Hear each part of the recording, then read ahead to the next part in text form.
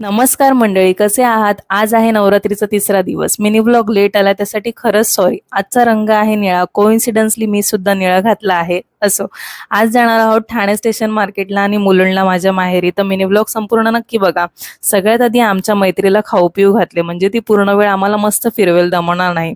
निरभ्र आकाश होते छान आणि आकाशाचा रंगच निळा, खूपच सुंदर दिसत होता. आणि आपण चांगल्या मूडमध्ये असलो की प्रत्येक गोष्ट आपल्याला छानच वाटते, बरोबर ना? ठाणे म्हणजे तलावांचे शहर. खूप सारी तलावं आहेत तिथे, ज्यांची नावं सुद्धा माहीत नसतील आपल्याला. तलावांचं पाणी बघून एकदम शांत वाटतं. मार्केट पोहोचत असतानाच एक घोडागाडी दिसली. आम्ही ज्या दिशेला सिग्नलसाठी थांबतो, नेमका त्याच दिशेच्या गाड्या ट्रॅफिकवाले दादा उशिराने सोडतात. असं तुमच्यासोबत पण होतं ना? घोडागाडी पुन्हा पुन्हा दिसत होती. एका टाइमला तर असं झालं, एकदम माझ्या मागेच घोडा होता. मी म्हटलं ह्यांना थांबा, घोड्याला जाऊ द्या, नाहीतर चारा समजून माझी केसच खाऊन टाकेल. तसं तर ह्यांनी मग घोडागाडी हसत हसत पुढे जाऊन दिली.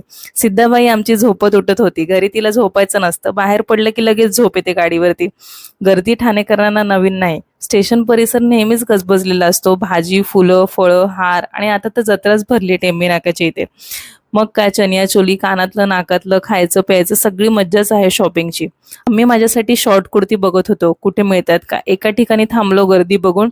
डिझाईन तर छान होते पण प्राइस जास्त होती कपड्याच्या मानाने. तिथून गेलो मामलेदार मिसळच्या इथे पार्सल काउंटरला. दादा आजींसाठी मिसळ घ्यायची होती. पार्सल काउंटरला पण गर्दी असते खूप इथे. बाकीचे पण बरेच आयटम मिळतात, पण मिसळ टॉप क्लास असते. काउंटर सोडण्याआधीच फरसाण, रस्सा, पाव, कांदा, बटाटा भाजी सगळे आयटम्स चेक करून घ्या, असा बोर्डच लिहिला आहे. ह्या फरसाण पण हे स्वतः बनवतात, तेव्हाच एकदम फ्रेश टेस्ट असते मिसळची. मिसळ घेऊन झाली, ह्यांनी गाडी थांबवली गजानन वडापावच्या इथे. इथे म्हटलं आता काय, तर बोलले वडापाव घेऊन या.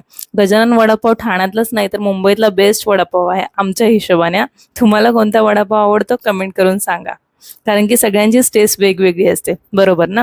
ही आयकॉनिक बिल्डिंग ठाणेकरांना माहित असते. अंधार होण्याआधी आकाशाचा कलर अजूनच सुंदर दिसत होता. जाताना डम्पिंग रोडची देवी दिसली, म्हटलं तुम्हाला पण दर्शन द्यावं. तिथून पोचलो माझ्या माहेरी. इथे पण खूप मोठी देवी बसते, मुलुंडची महिषासुरमध्ये.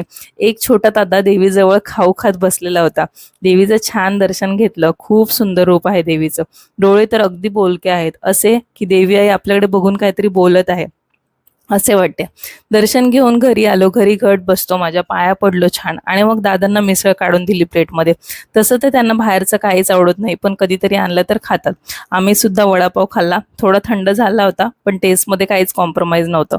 तिथून मुलुंड मार्केटला गेलो कुर्ती भेटतात का बघायला. तर एका दादाकडे मला पाहिजे तशा कुर्ती मिळाल्या आणि प्राइस पण रिझनेबल होती, 150-200 अशा. सोबत गप्पा चालूच असतात. रात्रीचं ठाणे म्हणजे एकदम मायानगर दिसतं. पोचलो घरी. मिनी